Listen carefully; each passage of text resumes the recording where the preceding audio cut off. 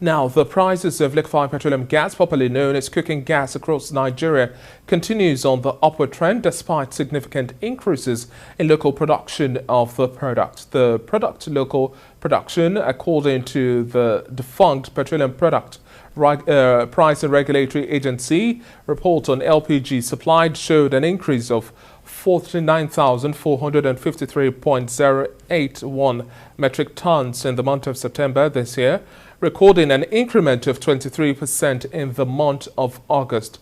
Notwithstanding the remarkable growth performance and Nigeria's vast gas reserves pegged at 206.53 trillion cubic feet, the price of cooking gas keeps on rising with no sign of abating, as current challenges causing the price are yet to be attended to. Against this backdrop, appropriate gas pricing structure has remained one of the critical challenges affecting Nigeria's developing domestic gas market, making it one of the industry players' issues that seeks urgent address to issues around bordering on a price regime that also allows the market to determine the price of gas in line with the basic global principle of willing buyer and willing seller model. Now, to discuss this and much more, I have joining me virtually energy advisor and partner, Bloomfield Law Practice, Dr. Ayodele Oni. Good to have you on the show this afternoon. Thank you very much for having me. Now, let's first of all look at the bigger scope of gas now. Nigeria has, in the first 152 days of this year, flared about 85.4 billion standard cubic feet of natural gas. This is translating to about a monetary loss of about $510 million, roughly 209 billion naira, averaging about 3% of funding to host communities in this year's Petroleum Industry Act. Let's look at the goals of the Nigerian gas flare commercialization program and the conversation about whether or not we have recorded successes in the country. Okay, thank you very much. The idea behind the gas flare commercialization program is to ensure that rather than flare gas, you can use same. Recall, like you said, we are top 10 amongst the top 10 countries in the world in terms of our gas reserves. But you know, it's not sufficient that you have gas reserves, because you cannot put gas straight from the ground into your vehicles or use it for cooking. You still need to process gas.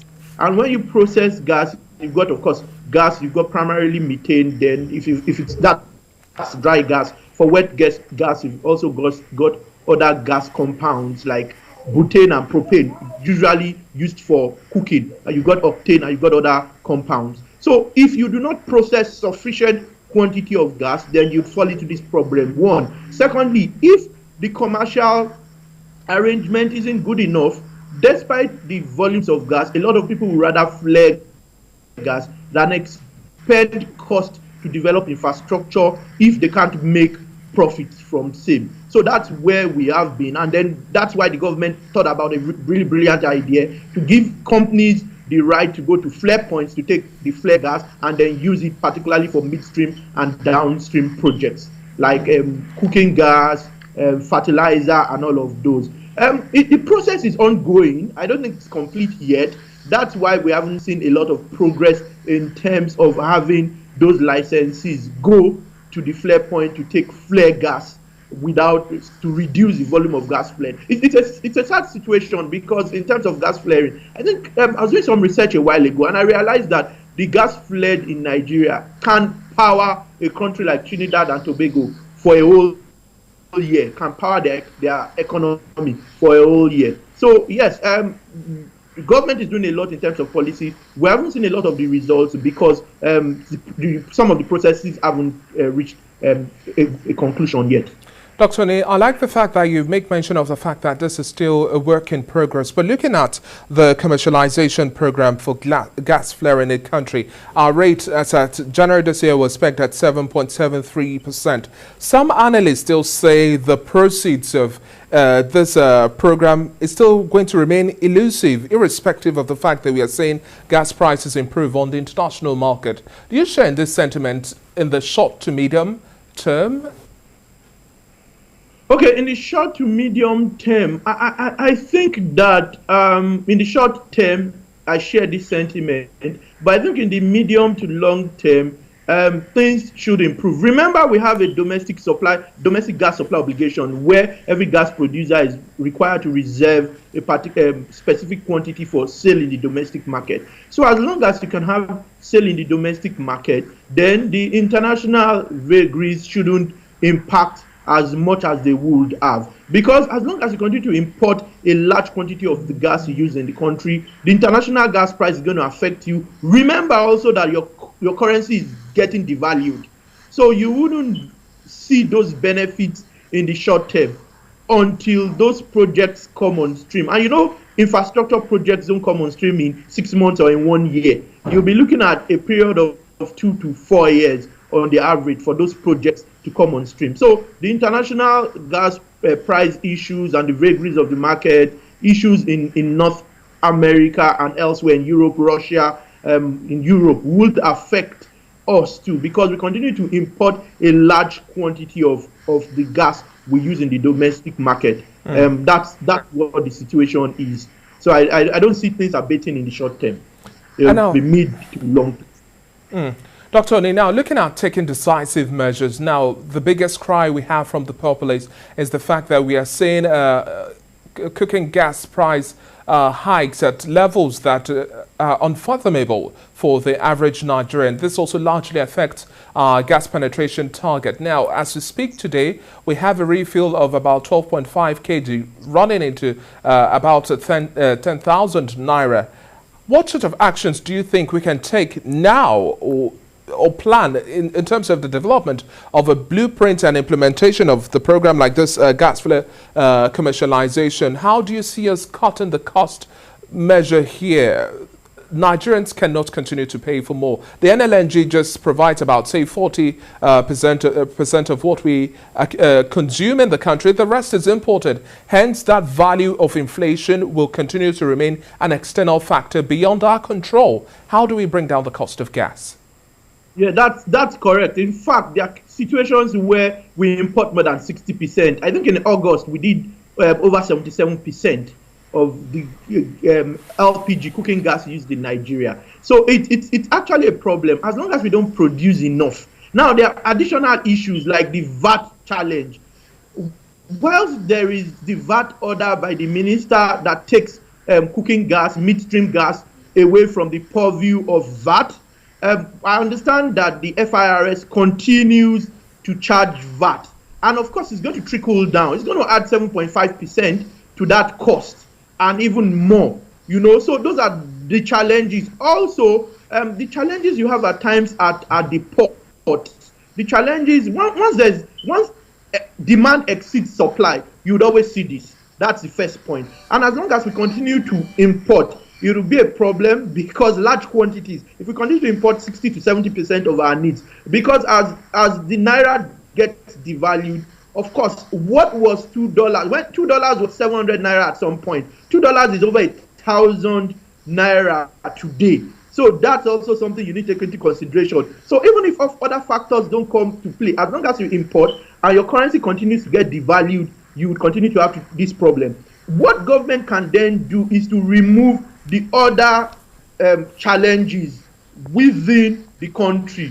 The challenge of the VAT, the challenge of scarcity, and not ensuring that things move pretty quickly at the depot where people can get the gas and then supply. So once we can deal with the issue of scarcity, it would help us. The currency issue, I don't know, it's neither here nor there. There have been issues or discussions around floating the naira and all of that.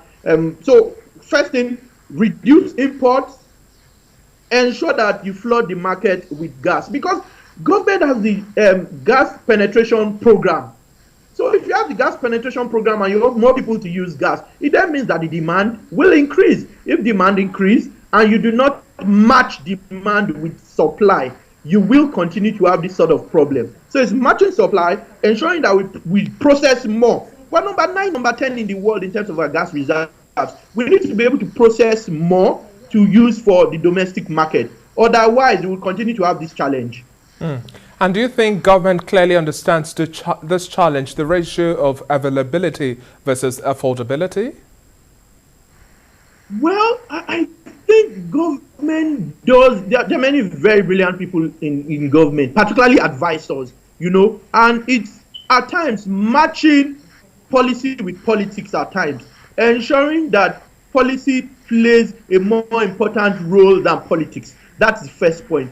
Second point is also that when you've had a challenge for several years and you don't deal with it, matters continue to get worse. So I wouldn't lay the fault squarely with the current administration. So we've had this challenge for a while, and not enough has been done from year to year to ensure an improvement. And I believe quite a bit is being done now. The year 2021 to 2030 have been declared as the decade of gas. Yeah. So a lot is being done to ensure that as you push for penetration, you also want to ensure that more investors in the midstream and downstream segment get involved. So once you see more people process, once you see more processing, because it's when you process wet gas that you have your cooking gas, butane and propane. In this part of the world, we use more butane. In colder regions, it's more propane with some butane. So I think as government encourages more people, the commercial arrangement makes more sense. People have an obligation to reserve more quantity of gas for processing, for use in the country. Businessmen want to make money.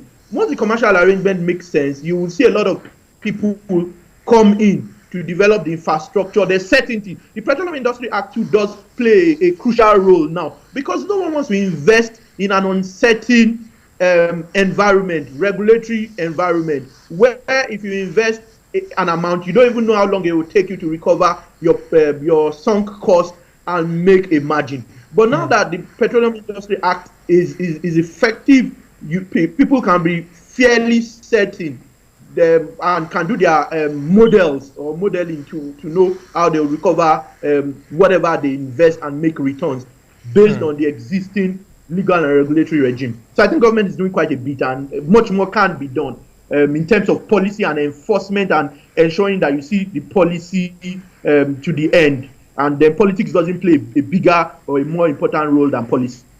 And how now do you see the Petroleum Industry Act, which you just made mention of now, help us to perfect the transition process? Now, the global conversation remains global net zero emissions, particularly looking at multilateral agencies in Western countries trying to stop the planned defunding of gas projects in developing countries. Now, with the implementation of the PIA, how do you see this also changing the narrative, speeding up our process, our transition process to cleaner energy? And how do you see this also taking a footing in Nigeria, net zero target emissions?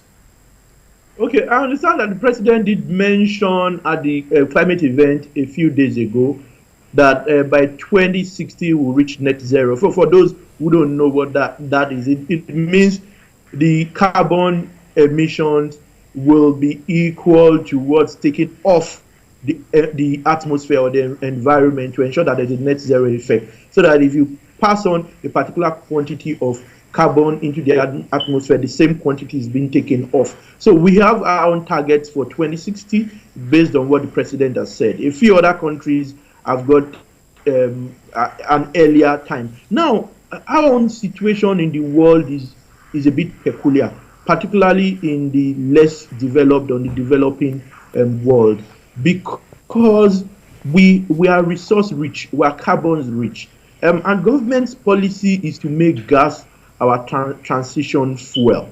I guess that's part of the reasons why we're looking at 2060. I have a slightly different view around net zero. I think that the Western world needs to take into consideration the fact that many of the less developing countries rely on hydrocarbons to be able to make any headway. So we will catch up with the rest of the world, but I think we should take our time. I don't know if you saw some data making rounds recently about countries like Canada, part of Europe, China, US, using even more gas than the less developed world, and it was said to be an irony that those are the countries pushing for net zero and decarbonization, and yet they use much more gas. And part of my argument always is that if you look at the industrial revolutions, you find out that coal and dirty fuel played key roles for industrialization. We haven't even reached that level. So I think we shouldn't rush into it like the Western world. They've achieved some measure of industrialization and development. We need to get close to those before. Whilst of course we think about it, but I think 2060 is more realistic than a 2035 or a 2040 or even 2050. I think gas in particular, hydrocarbons, particularly gas, will continue to play a key role in our energy resources. I think anywhere from 40 to 50% for gas, even up to the year 2060, 2070, maybe even up to 2080 and beyond. It's a cleaner form of hydrocarbons compared to crude. And my view is just that we shouldn't rush with the Western world and ensure we achieve development to the extent that natural gas can take us, natural gas in particular. And I hear your point around it's being more difficult to assess financing for hydrocarbons projects. It's more difficult, but it's not impossible. And of course, we need to think outside the box as to how we can, the more creative financing methods beyond just reaching out to the Western world each time we need financing. I think that's another point, from taxation, from improving doing business in the country, because as there are more businesses, more people become prosperous, you can achieve much more from taxation. You can achieve much more from whether it's personal income tax, whether it's companies income tax, similar to what government is doing with road infrastructure, where you can use what would have been your taxation to build roads and net off your tax. So I think it requires it requires giving it more thought beyond just running with the Western world. Okay, now, Dr. Oni, we are wrapping up our conversation, and you also made mention of funding as well. Looking at the fact that in August we had reports that the federal government had already commenced the implementation of the Central Bank of Nigeria's 250 billion naira intervention fund for the National Gas Expansion Program. Just like we are also looking at the gas flaring commercialization program, the question is, when will we start having proceeds? When will we start seeing reports? That remains the biggest question for the average Nigerian. Would it be right or wrong to put a timeline to all of these?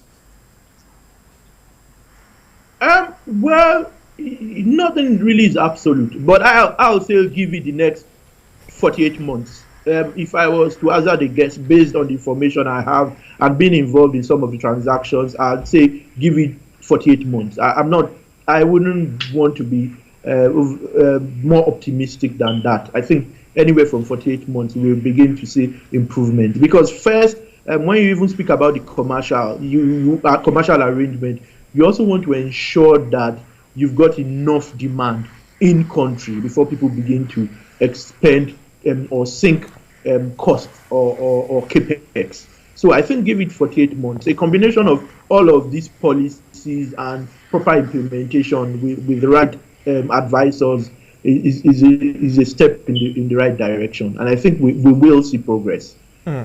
Well, the future of the energy sector in Nigeria is gas. We would like to see how the government also helps to put the best foot forward in terms of taking shape, the implementation of the PIA, looking at all of those programs as well, helping to redefine and also help us have concerted efforts to see that the cost of energy is brought down to a minimal. It has to be affordable in the country. Thank you very much once again for your time on the show today. It's been a pleasure speaking with you, Dr. Oni.